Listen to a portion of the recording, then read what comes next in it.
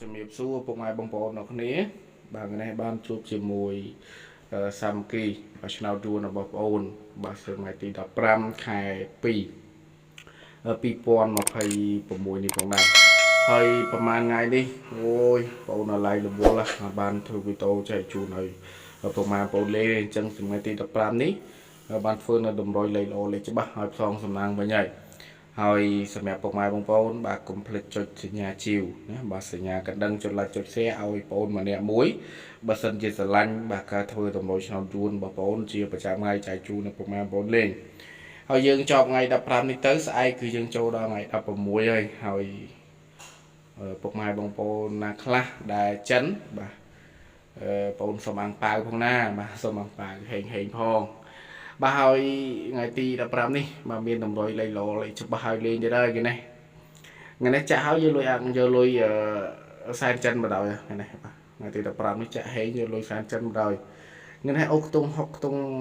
10ហើយលេខតូចវិញគឺមាន19បាទ6គុតលេខគ្រាប់2គ្រាប់ទៀតមាន47បាទ48ហើយសម្រាប់លេខធំ609 198គុណបាទអញ្ចឹងពុកម៉ែបងប្អូនអាចយកទៅលេងបានសម្រាប់ថ្ងៃទី15នេះមកលេងម៉ោង4កន្លះម៉ោង6កន្លះទៅបាទលេងហេងបងប្អូនគ្នាតម្រុយនេះល្អណាបាទភាគរយល្អសម្រាប់ខ្ទង់6និងខ្ទង់10នេះប៉ុន្តែលេខដែលល្អភាគច្រើនគឺខ្ទង់10ណាបាទខ្ទង់10អញ្ចឹងពុកម៉ែបងប្អូនណាស្រឡាញ់ខ្ទង់10ដូចជា day user អីឃើញលេខមកឈុតខ្ទង់10ដែរបុកrồiណាបាទបុកខ្ទង់10ទៅយកលុយហេងសែនចិនដល់គ្នាណាបាទសម្រាប់ថ្ងៃទី15នេះ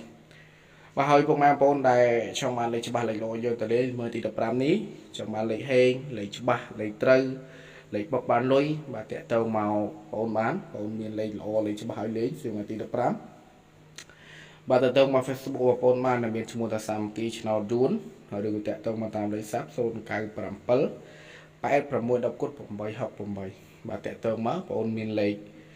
VIP ច្បាស់លេខបុកល្អឲ្យលេងហើយធានាត្រូវធានាហេងធានាចូលចំធានាបុកបានលុយបាទទាំងអស់គ្នាតែម្ដងណាបាទ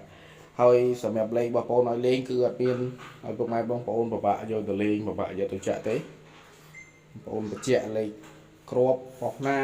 លេខមួយណាអាចលេងបុកបោះណាបានណាបាទអញ្ចឹងពុកម៉ែបងប្អូនដែលចង់បានលេខល្អលេខច្បាស់យកទៅលេងឲ្យរឿងសគុណរឿងសេវាមិនបាច់ភ័យទេ